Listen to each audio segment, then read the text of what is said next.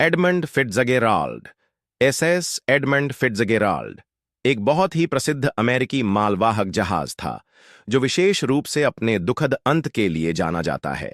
यह जहाज 1958 में लॉन्च हुआ था और इसका नाम प्रसिद्ध अमेरिकी व्यापारी एडमंड फिट्जगेराल्ड के नाम पर रखा गया था।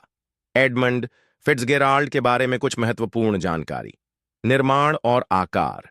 यह जहाज 1958 में लॉन्च हुआ और वह समय में यह सबसे बड़ा मालवाहक जहाज था। इसकी लंबाई लगभग 222 मीटर 730 फीट और वजन लगभग 13,000 टन था। इसे विशेष रूप से ग्रेट लेक्स में बड़े लोड को ढोने के लिए डिजाइन किया गया था। संचालन। यह जहाज मुख्य रूप से ग्रेट लेक्स में खनिज, लौह अयस्क और अन्य सामानों को परिवहन करने के लिए उपयोग किया जाता था। इसकी क्षमता बहुत ज्यादा थी और यह एक प्रमुख मालवाहक जहाज के रूप में पहचाना जाता था। दुखद अंत। एडमंड फिट्जगेराल्ड 10 नवंबर 1975 को ग्रेट लेक्स के समुद्र में एक भयंकर तूफान के दौरान डूब गया। उस समय जहाज पर कुल 29 लोग सवार थे और दुर्भाग्यवश सभी की मृत्यु हो गई। यह घटना अमेरिकी इतिहास की सबसे बड़ी और सबसे दुखद समुद्री दुर्घटनाओं में से एक मानी जाती है। कारण। जहाज के डूबने का कारण भयंकर तूफान था जो उस रात ग्रेट लेक्स पर उत्पन्न हुआ।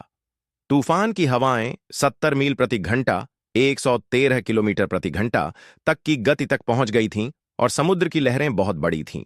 माना जाता है कि इन लहरों के कारण जहाज के हल को गंभीर नुकसान पहुंचा, जिसके परिणाम स्वरूप यह डूब गया। The wreck of the Edmund Fitzgerald. इस घटना को याद करने के लिए प्रसिद्ध गायक गॉर्डन लाइटफुट ने 1776 में एक गीत the wreck of the Edmund Fitzgerald लिखा, जो आज भी बहुत प्रसिद्ध है और इस त्रासदी को हर किसी के दिल में जीवित रखता है। लाशें और मलबे का पता।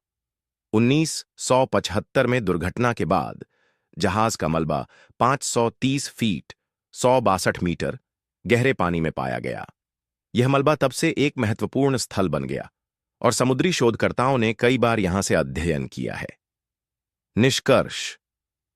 एडमंड फिट्जगेराल्ड की दुर्घटना ने समुद्र की ताकत को और भी अधिक उजागर किया।